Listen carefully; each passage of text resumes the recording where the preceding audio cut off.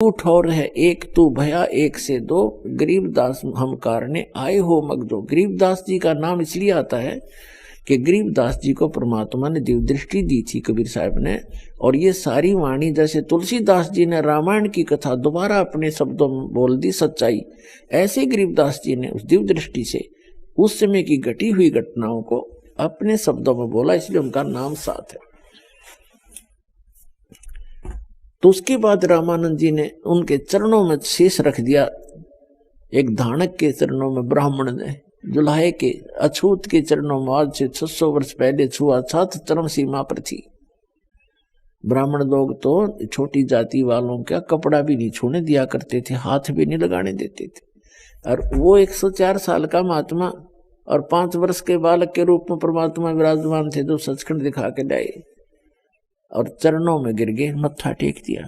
न बोले तुम स्वामी में बाल बुद्धि, मेरा कर्म भ्रम किया नाश, और गरीबदास निज ब्रह्म तुम मेरा हो गया दृढ़ विश्वास। रामानंद जी ने कहा था कि मेरा ज्ञान तो बालक जैसा था आपके सामने, तुम स्वामी में बाल बुद्धि, आप मेरे मालिक में तो एक बाल बुद्धि का व्यक्ति था, तुच्छ जीव था, छोटा ज्ञान वाला, और मेरा कर्म भ्रम करा नाश, मेरा सब भ्रमणा मिटा दी, मेरी सब शंकाओं का नाश कर दिया। और गरीबदास निज ब्रह्म तुम, रामानंद जी कहते तुम निज ब्रह्म हो, वास्तव में रियल गॉड हो आप, मेरे हो गया दृढ़ विश्वास। तब परमात्मा ने कहा था रामानंद जी को, सारी सतीथि से परिचित कराया कि पिछली पीढ़ी तक इस भक्ति और सारी परंपरा को मेंटेन करके रखना हमने, इसलिए आप मेरे गुरु बने रहो, और मैं जो साधना आपको बताऊं करते वो रहना, कल्याण होगा आपका। तो रामानंद जी बहुत शर्मिंदा हो गए कि मैं भगवान का गुरु बनूं, क्योंकि वो देख चुके थे। तो परमात्मा ने कहा ये मेरा आदेश मान ले तू, नहीं तो बट्ठा बैठ जाएगा, मेरी सारे मिशन का नाश हो जाएगा। जैसे राधा स्वामी पंथ है, इनके मुखिया का कोई गुरु नहीं, उस शिवदयाल जी का, और जिस कारण से वो भूत बन गया।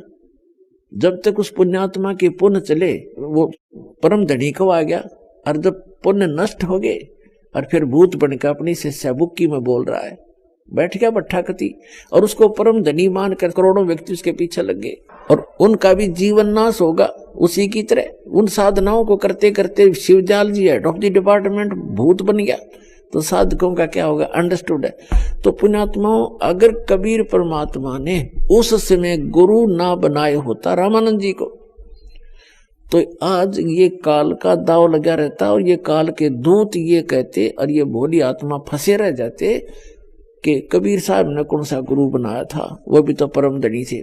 कबीर साहब इन फैक्ट परम धनी है, वास्तव में परम धनी है, लेकिन उस परम धनी ने भी उस मर्यादा को बनाए रखने के लिए गुरु बनाया, इसलिए कि आने वाले समय में कलयुग के अंदर इन काल के दूतों का दाव ना लग जा, और मेरे बच्चों को फिर से ना ये मिसगाइड करके यही रख दे।